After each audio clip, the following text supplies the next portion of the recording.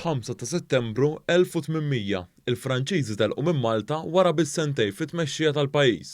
Dan seħħ bl-iffirmar tal-kapitulazzjoni Franċiża li ġiet iffirmata mill-Ġeneral Francis Vaubois u l-Kmandant tal-Armata Ingliża Piggott. Permezz ta' dan il-ftehim, Malta ddiet f'idejn l-Ingliżi. One News kellem mal-istoriku Charles Schwireb li qal bħallum 220 sena il-Maltin spiċċaw f'idejn l-Ingliżi. Meta saret il-kapitulazzjoni, jiġifieri bħallum, Piggott, il-Ġeneral Piggott Ingliż, stieden lill-Ġeneral Vaubois u lill-Amiral Villeneuve biex jiffirmaw u jagħtu l-Gżejjer Maltin lilhom bil-possessjonijiet tal-ordni b'kollox issa.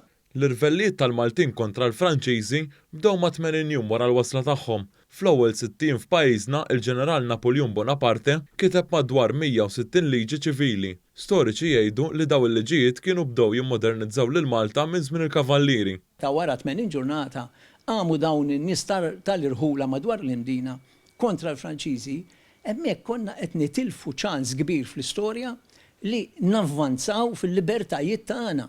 L-istoriku Charles Schwireb għalmana kif il-Ġeneral Vaubois talab lil Piggott sabiex il-Maltin ukoll ikunu parti minn dan il-ftehim, iżda l-Kmandant Ingliż ma qabilx dwar dan. Il-Malti fil-5 ta' Settembru 1800 mingħajr ma kien jaf għax mexxewh waqa' ġo ħofra mudlama.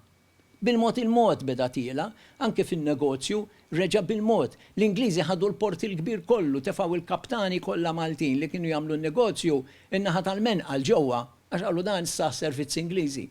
Allura ma kienux marru tajjeb, u mbagħad biex taqgħad għax jekk l-isfortuna kif jgħidu tiġri wara l-isfortuna tiżjed li fl-1813 faqqat pesta kera. U allura kisret kull tama li jkun hemm xi ħaġa aħjar. Dan iż-żmien kien wieħed imħawwa tal-Maltin, hekk kif din il-gżira fi ftit snin kienet immexxija minn 3 forzi, il-Kavallieri ta' San Ġwan, il-Franċiżi u l-Ingliżi. Il-Maltin ta' daw iż-żminijiet kienu maqsumin fi tnejn, dawk tal-irħula u dawk li jgħixu fil-port. B'dawn tal-aħħar kienu jagħmlu solt permezz ta' negozju mill-port taħt it-tlet saltniet. Dak li seħħ bħallum 220 sena, l-Ingliżi bdew 13 sena ta' protettorat ta' din il-gżira li titħares ukoll sabiex iġġib il-libertajiet tagħha u jibda jinħoloq in-nazzjon Malti.